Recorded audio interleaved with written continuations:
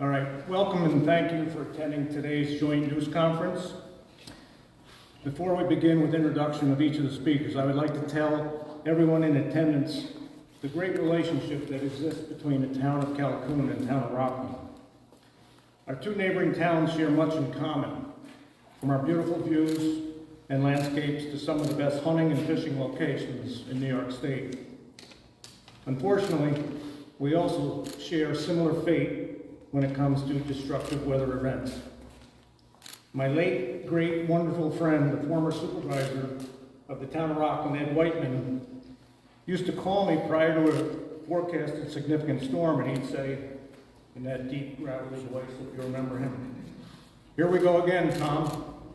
If you need anything, let me know." That sentiment was always reciprocated and continues today with all of the town of Rockland and the supervisor, Rob Eggleton. We will always be there for each other. I have numerous individuals and agencies I want to acknowledge and thank today, but I will start by thanking a much higher being than any of us here today. I'd like to give thanks to God that incredibly there were no injuries caused by this very dangerous storm. Not a single resident nor emergency responder, and I know we are all grateful for that. Thank you to all of our affected residents, some are here today, property and business owners, for your resilience, your patience, and your understanding. We are all here to help you through your recovery efforts. Thank you to our incredible first responders, fire, EMS, law enforcement. The efforts of all these individuals is remarkable. These are the men and women, mostly volunteers, who leave their families, their businesses, and or their jobs any time of the day or night, in any kind of weather, to render aid and assist in any possible way to others in their communities, many who they may not even know. Many times when their own homes and properties are being impacted similarly to those who they were responding to help. Thank you to our highway crews under the directions of Superintendents Mike Half and Roger Decker from the towns of Calhoun and Rockland respectively. They were dispatched during the storm to make sure the roads were cleared from the fallen trees so fire and EMS crews were able to access any potential emergency. These crews have worked tirelessly every day since the storm to clear fallen trees and remove hazards so people can safely travel on our roads once again. I'd like to thank Dan Host, the Director of Communications, for County Manager Josh Potasic for organizing this event. Thanks to all the professional tree trimming crews, some traveling from as far away as Plattsburgh, New York. And a really big thank you to an organization that's come under fire recently, and that's everyone at NYSEG. A tremendous concentrated effort to first make safe our first responders and residents, and then working fervently to restore vital electrical power to all who have lost it. Thank you to Verizon, Spectrum, and any other providers of phone and our internet service for working to restore those vital services as well. Sheriff Mike Schiff, the Road Patrol, and everyone in the Sheriff's Office for being on the scene as quickly as you were and for as long as you were needed to keep everyone safe. Our New York State Police, for all your efforts, even though suffering your own damages to vehicles in the Roscoe barracks. Thank you to all of our partners at the county, state, and federal levels. Yesterday, New York State Commissioner of Agriculture and Markets, Richard Ball, met with me to tour the damage and speak directly with our local farmers and agribusiness people who were affected. The Red Cross officials who offered their assistance and services and were on the ground the following day on Sunday of this storm. Officials from the National Weather Service who were on the scene to assess damage and determine the strength of the storm. To John Hauschel, the Sullivan County Bureau of Fire, Alex Rao, the County EMS Coordinator, as well as everyone at the 911 Emergency Dispatch Center who handled numerous calls in a very short period of time and efficiently dispatch the appropriate agencies.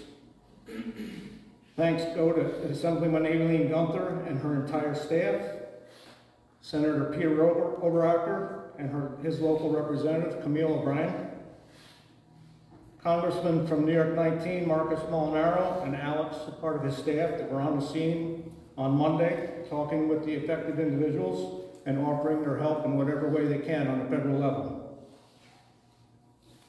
I sincerely hope I have not forgotten anyone involved, and my apologies if I have. I've been asked to say that after all of the speakers have finished, there will be a brief time for questions from any of the audience members. I just ask that you please keep your questions concise and direct them to the appropriate individual. Thank you, and now it's my pleasure. I'd like to welcome one of our most affected individuals and property owners on Hahn Road, is Mr. Dr. Norris Chumley.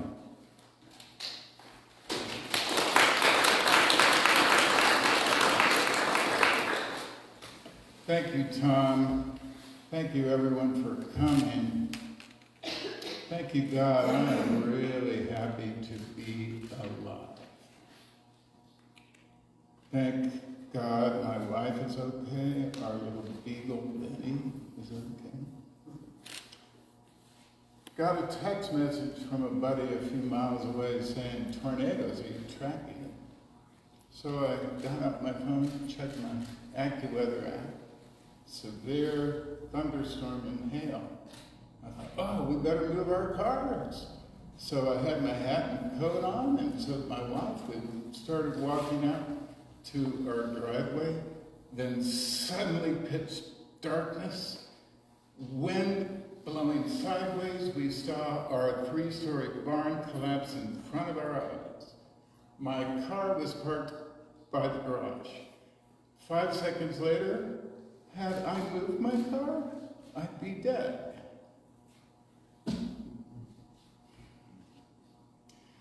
We've lost 3 buildings completely. Our main house had a 6-story pine tree fall on it. It punched holes in the walls and in the roof. It rained all night long that night, so we had extensive water damage in all the walls and the floors. My wife's art studio, former horse barn, had a giant beam go right through the front door, broke the wall, broke the windows, blew all of her windows out, her roof is leaking. It just goes on and on. But I'm really thankful to our town supervisor, Tom Bowes. He was the first there. This is a heck of a way to meet your neighbors, but gosh, a lot of neighbors showed up right away. Several neighbors in the middle of the night saying, you better get out of your house. I was in such a state of shock, I said, oh no, it's just a little branch, no problem. I saw the next morning it was the 6-foot pine tree against our house. Aileen Gunther, our state Assemblywoman, Congressman Mark Molinaro, and his assistant, Alex. I don't need this anyway. They've all come out in force. However, we've been told there isn't much help available. Not a big enough disaster. Doesn't reach the threshold. Cannot get any FEMA relief. I called Governor Hochul's office, got transferred several times. Guy named Dan, the jerk, said, oh, call your local official. Hung up on me. So we need help.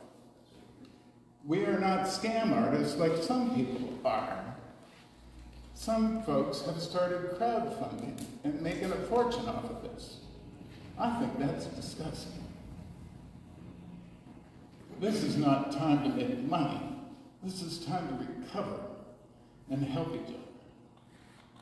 So, again, I'm very thankful to all of the town officials, the elected officials. I'm so thankful to our neighbors who showed up with chainsaws to clear our driveway of 6 fallen trees, several hundred years old each. They're big trees. I'm so thankful to our electrician, Mike Hubert, thankful to NICEAG. Took days, but we got power this afternoon, just today. So, I'm real glad we're all alive. I'm glad to be with you right now. And I particularly want to take this time to appreciate Don Couts, our farm manager. He has lived there, grew up there for over 65 years. We've never seen anything like this. So many people said, oh, we don't get tornadoes up here. With climate change, I'm afraid we do. And there may be more. So let me just leave you with one big thought. If you get an alert where someone says there's a tornado in the area, pay attention, take cover. Get in your big basement. If you're outside, get in a ditch, low area. If you don't have a basement, get in a closet and cover your head if you want to live. Anyway, thank you very much. Thank you.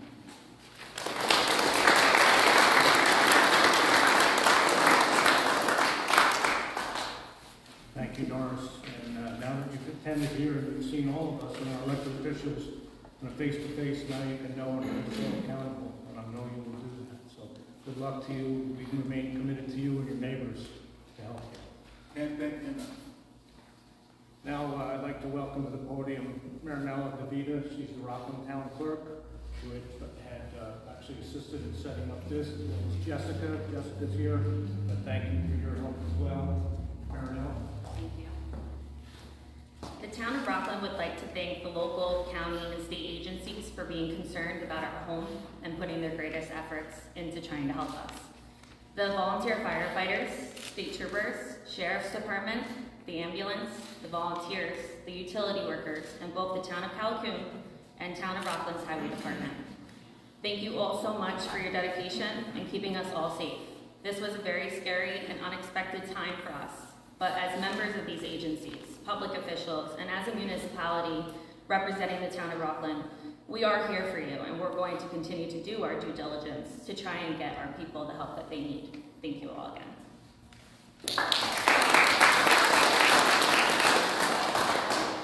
Thank you, Marinella. Next, Mr. Nate Rutledge. Nate is a professional firefighter from the Monticello Fire Department, but also a member here as a volunteer with Roscoe Rockland. Nate?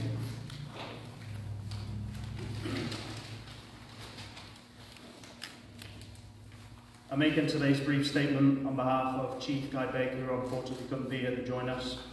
At around 1900 hours, 7 p.m. on the 22nd of April, the Roscoe Rockland Fire Department was dispatched a report of multiple trees down on the New York State Police building on Old Route 17. This was the first of several calls that our members responded to that evening. Subsequently, a command post was set up at the firehouse, and members checked on numerous residents and reported damage throughout the district. We're happy to report there were no injuries or loss of life. Our members worked hard to ensure the well-being of our town's residents and to mitigate and make safe the hazards they encountered, such as fallen trees and down live power lines. We thank them as always for their dedication, many of them leaving their own homes and families that were affected by the storm to assist others in need. It's also important to know how this community banded together, as is always the case with these events. Neighbours helping neighbours following the storm, donating their time, tools and equipment to assist each other is truly what makes small towns like this great. We would also like to acknowledge and thank the following agencies that work together seamlessly to ensure a successful outcome. Huge thanks to Roger Decker and the town of Rockland Highway, not only assisting us throughout the storm, but constantly communicating with us, following, making sure that roads are open, we were able to respond and protect our residents, and keeping us informed of roads that maybe were impacted by the storm. So thank you, Roger, and your team. We thank John Hausholt from the Sullivan County Bureau of Fire for his guidance throughout the incident, Alex Rao from the Sullivan County Bureau of EMS, NICEAG, and our local law enforcement agencies for their prompt response, as well as OEM and the National Weather Service. Thank you.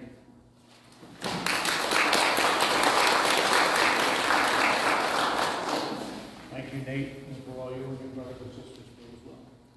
Next, I'd like to welcome up our legislator from District 3, Mike Brooks.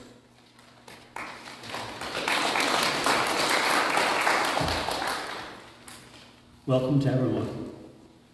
I'm going to take a little different twist of speaking here. I'm just going to let everyone know what I felt, what I saw when I first came here Sunday, and then Monday when our congressman came here to take a look at the damage here in Rockland and Calicoon. You know, I met some people that had damage and talked to some of them, and it was amazing to me.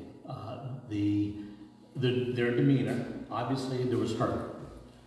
There's emotional pain, there's financial pain, but there was also this sense of we're safe, we weren't hurt, we'll pick ourselves up, we'll figure it out, and we'll move on. And that is what just rang true to me. And it just, on my ride home that night, that's what I thought about.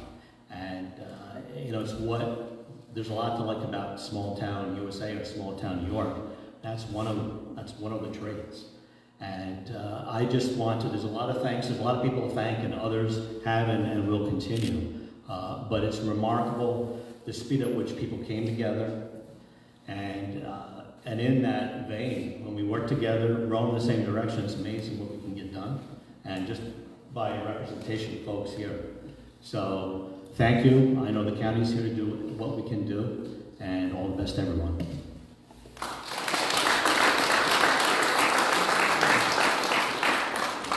Thank you, Mike. Next to comments, I know Assemblywoman Gunther is unable to be with us, but we have Matt McPhillips or Rachel with us. If either one of you would like to make any comments. Matt? Yeah, sure. Okay, Hi, everybody. Unfortunately, Aileen's stuck up in Albany working on the budget, but she asked that we come down and speak to you guys briefly. Thanks for having us here. The aftermath of the tornado is truly heartbreaking. You know, I've seen firsthand, and Aileen was with me to see the devastation to all the property owners. The businesses and farms that were hit and, and damaged, they're not just places to buy goods and services. They're really a true part of their community. The state really needs to step up here and provide assistance. Aileen talked directly with Kathy Hochul about the situation. Yesterday we brought Commissioner Ball down with Tom and toured some of the farms that were affected. We're looking at trying to get some assistance for them. But also we brought in teams from the Department of Financial Services from the state. We're trying to help with any insurance related issues that might occur. If you don't have a chance to get to either Roscoe today or Calicoon tomorrow, please give our office a call. We'd love to be able to help. But just know that Aileen is here for you guys. She's willing and able and active in her advocacy for the people who were affected by the storm. So, thank you.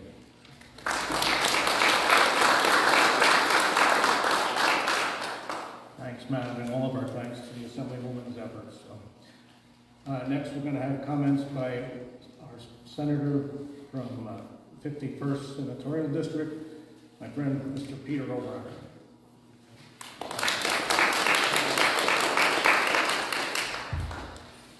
Well, good afternoon, everyone, and it is a good afternoon. It's a good afternoon because nobody was hurt during this catastrophic event. I am Senator Peter O'Rourke from the 51st Senate District. I was dismayed to hear, as I made my way to Albany early Monday morning, about the event that went on here in my district. I reached out as soon as I found out to some key people, Supervisor Tom Bowes, of course, our Chairman Rob Doherty, to get updated as quickly as I could on the situation here on the ground.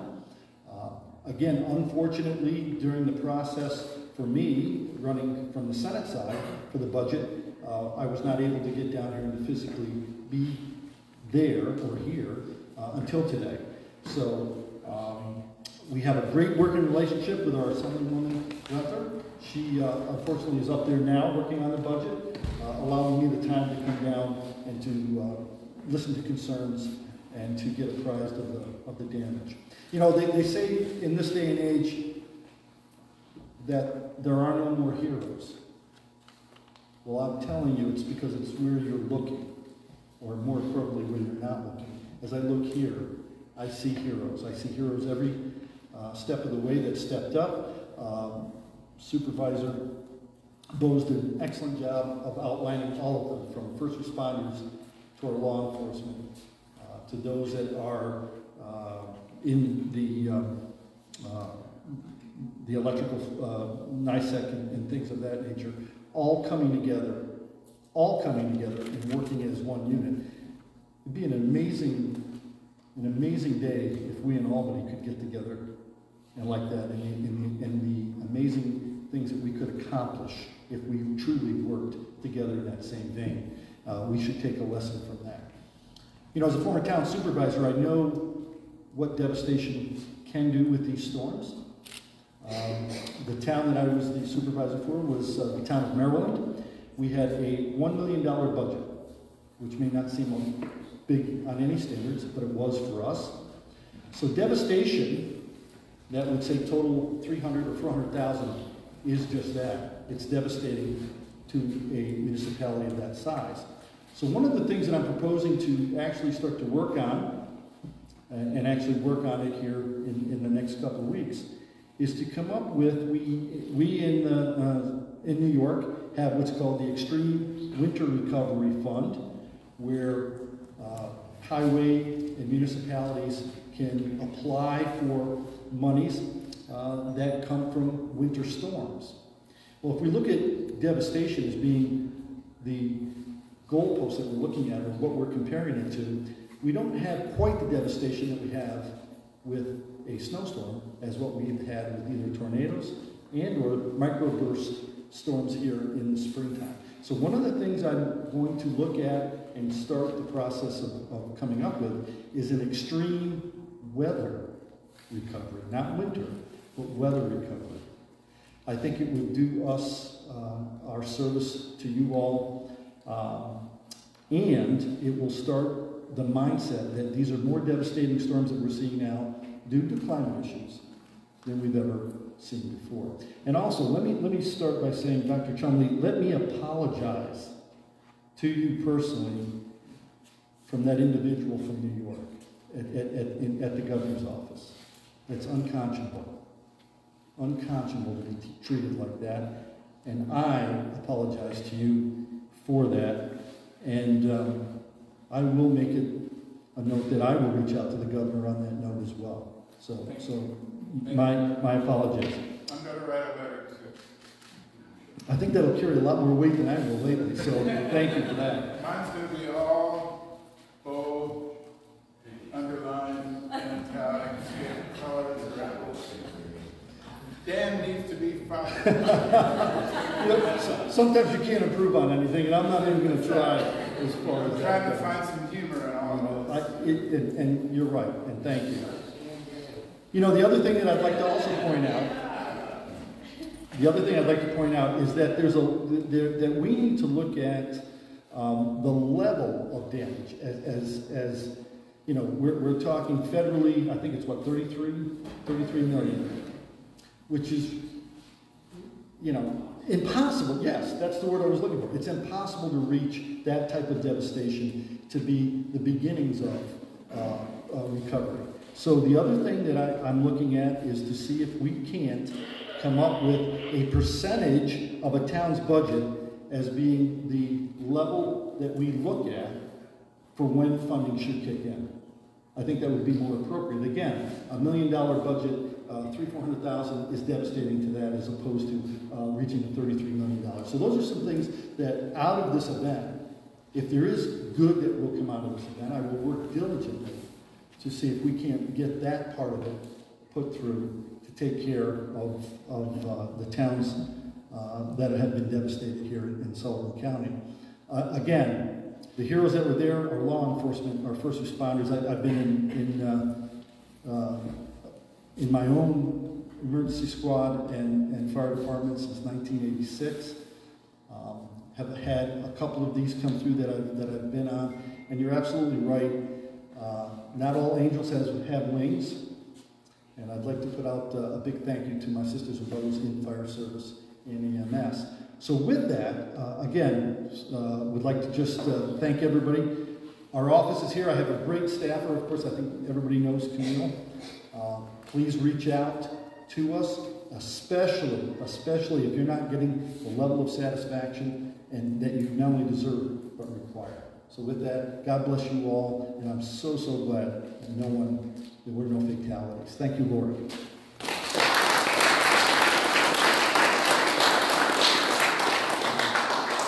Thank you, Senator. I'll be glad to work with you on that, as well as your proposals for changing our levels of the threshold. And I know Senator has become a real advocate for our Senate district. His experience as a volunteer firefighter, as well as a small farmer, him and his wife, and also as a small business owner. So he's being a great advocate for us, and I appreciate him being here. Next, I'd like to welcome my good friend and legislator from District 5, Mr. George Conklin.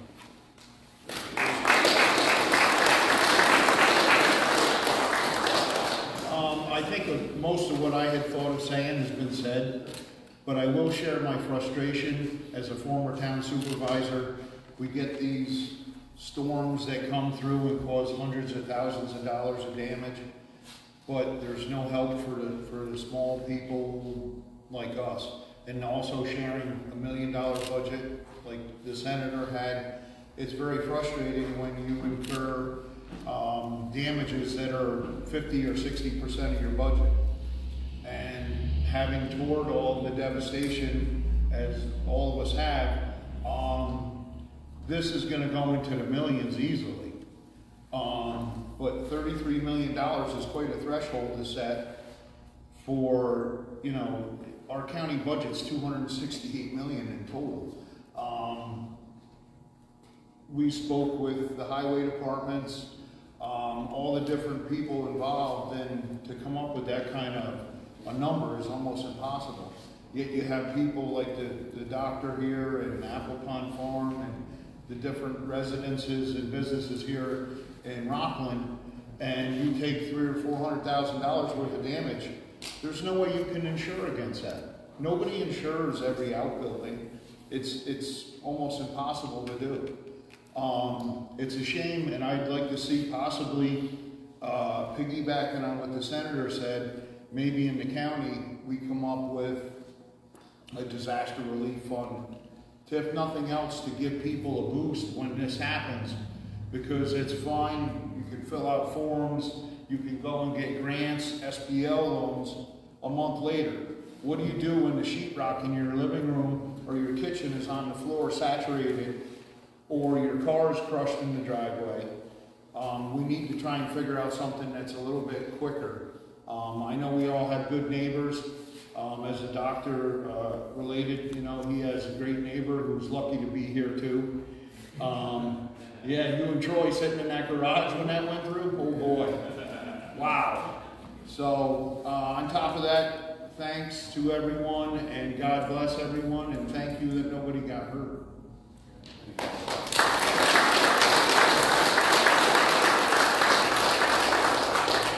Thanks, George. And as I noted before, my apologies. I didn't purposely forget, but in our attendance, of course, is our county manager, Mr. Josh Potasic, as well as the commissioner of county DPW, Ed McAndrew. Those two gentlemen have always been a great partner for our town in any of these times of need through these disasters. So thank you for all of that.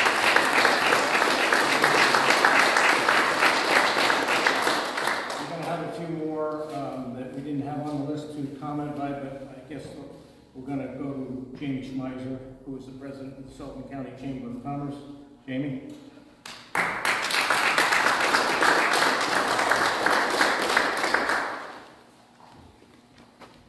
So first, I'd like to say thank you, and what an amazing job this community does. What an amazing job this county does. I keep saying it over and over and over again. We live in the best place in the world.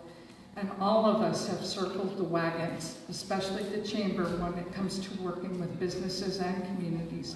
We bring world together, and our job is to help each other. We contacted FEMA and found out about the threshold of $33 million, so they talked to us, and they are looking into other ways that they can help our small businesses and our large businesses that were affected by this. We also spoke to Empire State Development, and they have been in contact with me, telling me about all the things that they're trying to do and get on the ground. They sent over the DFS, Department of Financial Services, to help people in the community and businesses fill out insurance forms and that sort of thing. We are also here for all the businesses and for the residents. We are here to help. If there's anything that comes across our desk or you have a question about anything, if we don't have the answer, we will find it. We're all in this together and we're here to help. We're your partner for success. Thank you.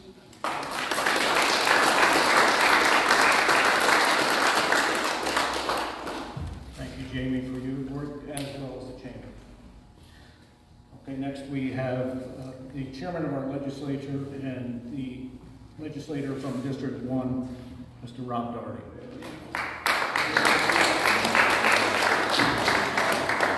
Hi, good afternoon, and thank you for being here today. You know, if you take a look around behind the courthouse, businesses, homes all throughout the town.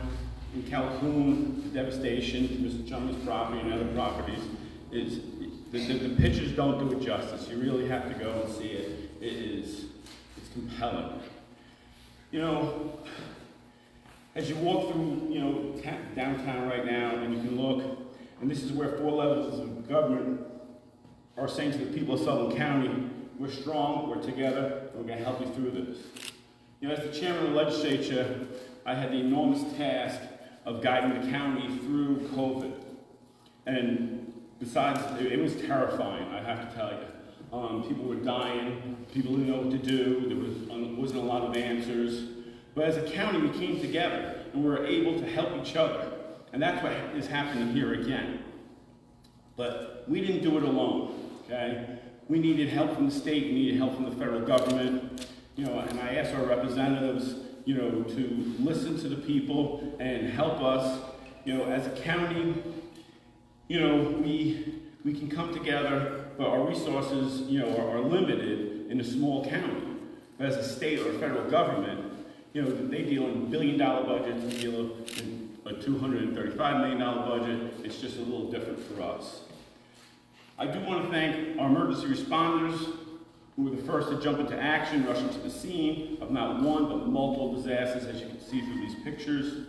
I'm proud to stand with them here today, and I salute you for your selflessness and your courage and your volunteerism that you do every day, and it goes unnoticed every day. It's only events like this and COVID that people really notice you.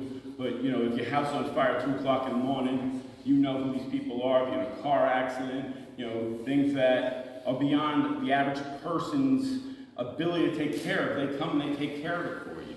And they should be applauded for that. I also want to thank our county staff, in particular Joshua Potosik and Acting Planning Commissioner Heather Brown, for standing up to the challenge of quickly finding assistance for the folks who need it. The county has set aside a number of resources, including $500,000 to aid homeowners in rebuilding their properties. I call on Assemblywoman Gunther, and Senator Overacker, as well as our federal, to match those funds. Some people didn't have insurance. Deductibles sometimes are $3,000, $4,000, $5,000, which is beyond someone's reach. And I think that if we all pull together and we use the resources of our state and our federal government together with the county, I think that we can move forward very quickly. Without it, it's going to be a little bit more of a struggle, so I asked them to join us. The county's putting up our $500,000. I think each of them should be able to, you know, I think you can get $250 from the Senate, $250 from the Assembly. You guys deal in trillions over there, right? I mean, you know, the federal government deals in trillions. It's $500,000. You know, this isn't about, you know, headlines. This isn't about photo ops. This is about coming together as a community, and that's what Sullivan County is. Sullivan County is a series of small towns. You know, I live in Bethel. I mean, there's almost nothing that goes on in our town that you don't know about almost instantly. I mean, before Facebook even happened. I mean, everyone talks to everyone. I mean, you see someone at the gas station, you see someone at the pizzeria, you know, and you know more about, you know, the third person than you want to know. You know, that's who we are as a county. And that's what's beautiful about our county, is that we are a series of small towns. And in tragic events like this, we become one big small town. And that's who we should be, and that's how we should act towards each other on a daily basis. I thank you for your time.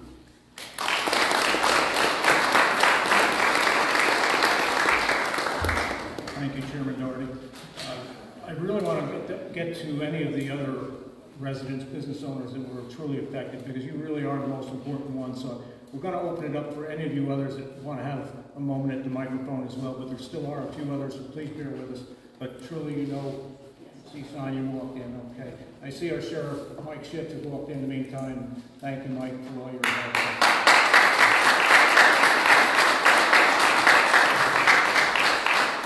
I do believe the other sheriff was here as well. I don't know if he stepped out. I thought I saw him, but maybe I'm wrong.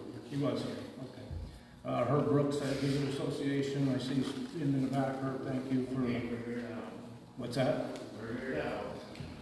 So before we get to, again, any of the residents who would like to speak, I do want to acknowledge, where's Alex Horton from Congressman Molinara's office? I don't think Alex really wanted to speak. Do you want to speak? Oh, okay, he did. He was in the town council today. So I didn't.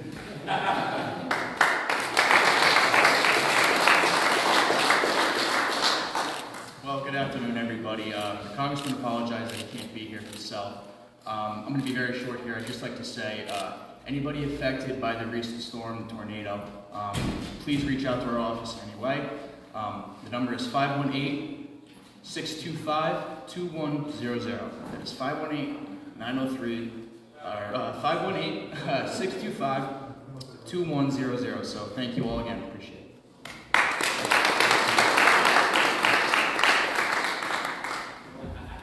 Thank you, Alex, and thanks to the Congressman, who again was on the ground with us on Monday afternoon.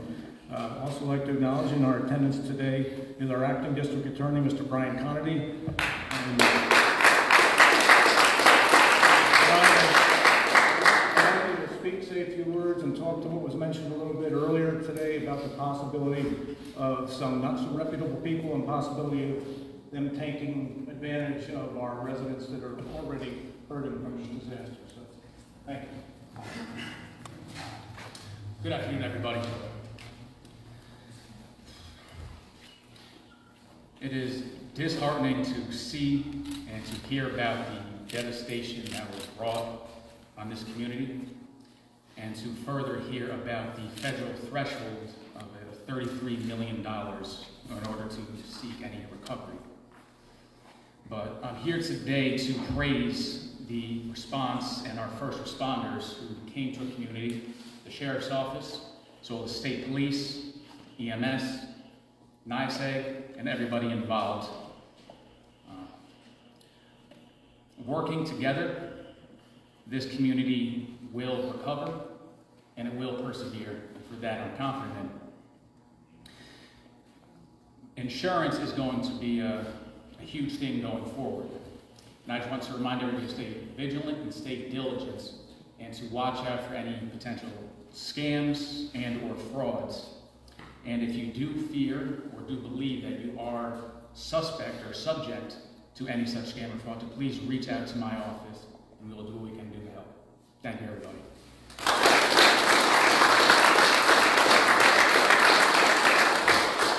Thank you, Brian, for that. Okay, before we open it up to the questions from the press, I do, like I said, we'd like to offer this time for any of the affected individuals, if there's no other elected officials that were going to speak. Okay, we'll let Sonia speak. I'm sorry, she's one of the affected, and then, of course, we want to get up there. A little more grassroots understanding from a farmer. Dick Reisling and I own and operate Apple Pond Farm and Renewable Energy Education Center. Do you remember what Saturday was? It was Earth Day. Earth Day. It was Earth Day. And at 12 o'clock, we, Apple Pond Farm, and members of the Sullivan Alliance for Sustainable Development, were opening up a garden in Monticello. It's the 5th year of a community garden at a low-income housing project, and it was a celebration. And at 6 o'clock that night in our basement, we heard the of the tornado. At 6 o'clock the next morning, citizens, not employed by anybody special, came to our farm to help us. The road was impassable for a bit. By the end of the day, there were more than 75 residents, I don't know who they were, who were helping us, bringing things for us. The outpouring of citizen response to help our particular farm was absolutely amazing. There's a lot of pain that goes to a tornado, a lot of healing that has to happen. But for us at Apple Pond Farm, we look upon this as an opportunity. It's not a challenge or a crisis. It's an opportunity. We were encouraged by the state to put up a wind turbine, and 22 years ago, we did it. It was destroyed by the turbine. We were encouraged to take seriously renewable energy and the end of the oil age. And with the Sullivan Alliance for Sustainable Development, a not-for-profit, we helped farmers to the total of $800,000 of public money to put up solar panels on their farm. We're very interested in teaching people to farm. The sign, "No farmers, no food," cannot be truer now than it ever was. We think the future here can be more vibrant, more exciting, more appealing, to make people stay here and not run off, to make people who come temporarily decide to live here. There are many opportunities for agriculture, for renewable energy, and for the kind of ecological care that we need to give to our earth. For too long, we've taken advantage. So I think we should feel a sense of opportunity here and not be disheartened. The outpouring of what citizens are willing to do, just citizens, is remarkable, and they deserve the thanks of all of us. Kathy, name, please. Can you state your name, please, and spell it?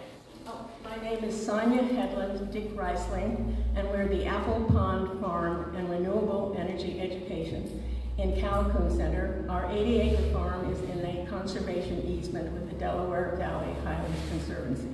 It will never be broken up into parcels. It'll be always farming. Thank you.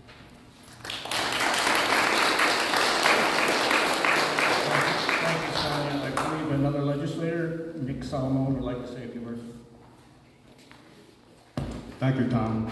This morning at 7 a.m., I had an opportunity to explore Calhoun Center with John Hossel, and I couldn't believe the stories I heard. People coming out in the middle of the night to help their neighbors, not knowing what's going on. Could have been a war, could have been, but they came out to help their neighbors. Thank you very much.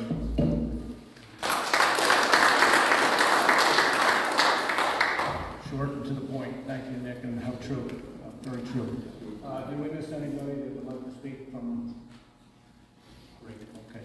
Thank you all for that. But I would like to open up to any questions, unless there's someone else who would like to speak, an affected resident, business owner.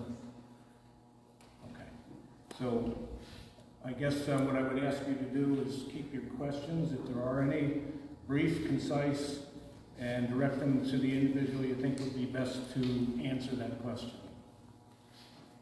Yes, sir. Jim Sebastian from Mid-Hudson News. This question's for the DA, the acting DA. Sir, would you expound the scams that may come up as a result of this disaster, and give some detail about what people should be looking out for specifically? People should be looking out for fraudulent carriers that are seeking to offer insurance, specifically over the phone and over the email, providing personal details without any prior coverage or contracts. And you do not want to give any detailed information away without knowing who exactly your carrier would be. So say it in a way, I mean, basically you're telling, what do you want the public to know about potential scams? To know who they're dealing with. And what about not giving out social security numbers, things like that? Correct. No social security numbers, no emails, birthdays. Yeah, can you say that in one sentence for me, please? I'm sorry. Can you say that in one sentence for me? I appreciate that, thanks. Yes, to not provide any personal or sensitive information to individuals that you do not personally know or personally contact with or deal with. Have we had any experience with that yet in this situation? I have not, but given the devastation that has been wrought on this community, it is a potentiality for it to start to occur. It was mentioned earlier about a crowdfunding effort. Is there anything? Are there any mechanisms that law enforcement can use to prevent people from raising money from other people's pain? Yes. If somebody feels that they've been duped or tricked to provide personal funds to an effort that they believe is not actually in existence, or the funds don't go to that purpose, then that would be fraudulent and subject to criminal prosecution. And they should raise that with the law enforcement officials or my office. Thank you very much. Thank you. Next question. Mike Skelp. I was just wondering, and I don't know, maybe Rob, you can answer this. I'm wondering from the county level, are there any preliminary estimates on, damage to infrastructure, the damage with any kind of a number? But you have to remember, all the floods that we've had in Roscoe and Livingston Manor, we've never gotten $33 million. If you don't mind. We don't have any estimates as of yet. You have to remember that $33 million threshold is almost impossible to obtain. In all our floods that have gone through, 15 years ago there was cars floating down Main Street in Livingston Manor, in Liberty, cars from M&M or over in Ferndale, and we didn't reach the $33 million there. That's why the county was more than happy to put up our $500,000 and ask our partners in the state and the federal government to put up $500,000 as well, so that we can help the people that don't have insurance, or the deductibles, which are going to be in the thousands. So this would be even for private individual homeowners? Yeah. This $500,000 a year for the county? Right. Okay. And that all comes because the county's financially stable. And that's what you can do when you're financially stable.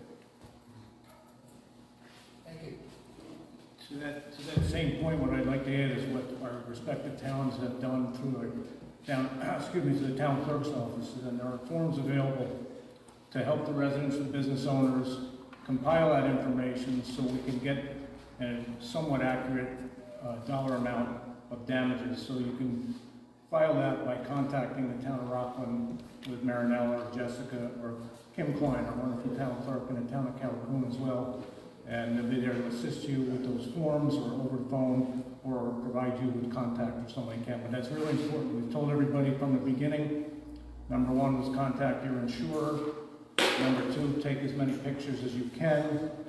And number three, to keep all of your receipts, because we know many of you have had to repair buildings already to prevent further water damage.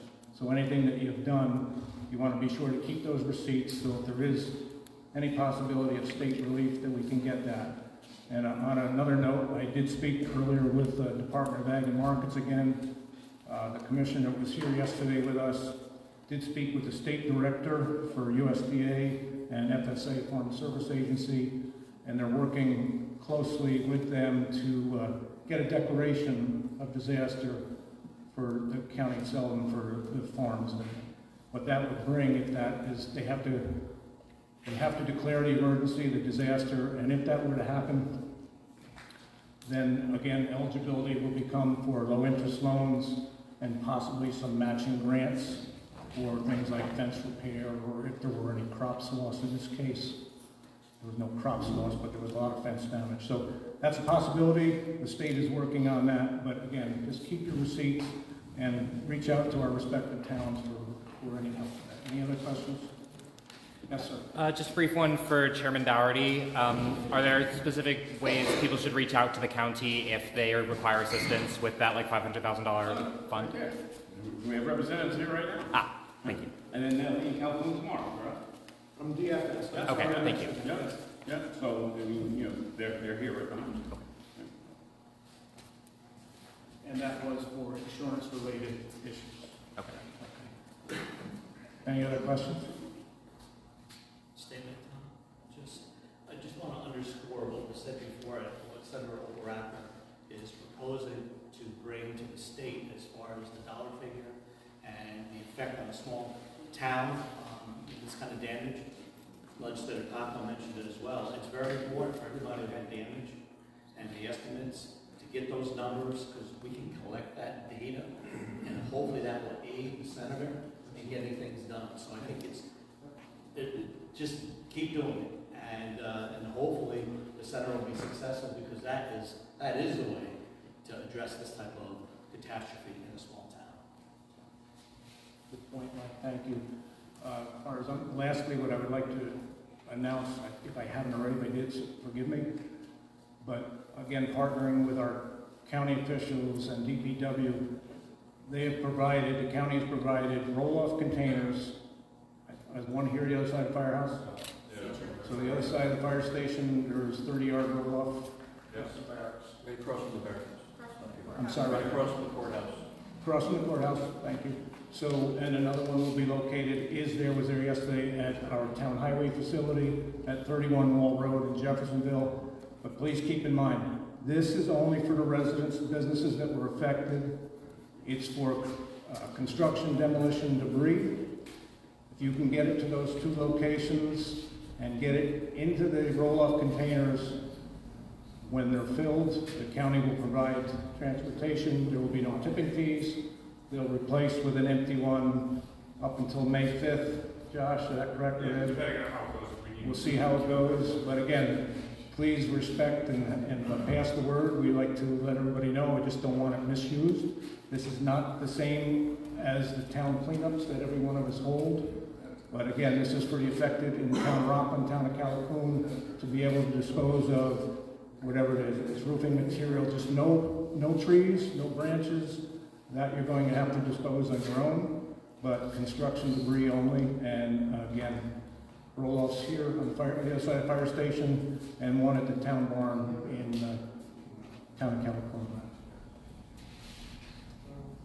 Any other comments, questions? If not, again, my thanks to everyone here. Most importantly, to the affected residents. Just know we're going to be here for you. We stand strong together. It's been noted several times by several of the speakers. I hope you have patience. I know that's what it takes a lot. And the sunshine, beautiful blue sky, so enjoy the weather of Sullivan County today. But thank you all for coming. Dan, thank you again.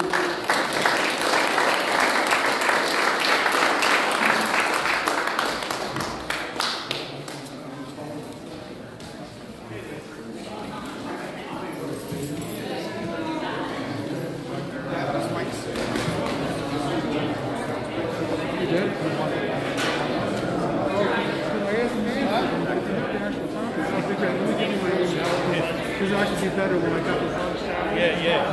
Let me give you my. Let's see. Is this some of your reverse? Most of them are. Yeah, but just tell me like up there reverse. Because I'm only going to use maybe one or two. So send me 3 of your fast. Right? Let me give you my phone. Yeah, so you're trying to take pictures of all that. I have most of the files, so there's only probably 2 or 3 in there that I need. I'm probably going to get too many of them, because I have to answer them too. Yeah. Well, thank you very much. Yeah, no problem. Thank you for your service. Yes, thank you.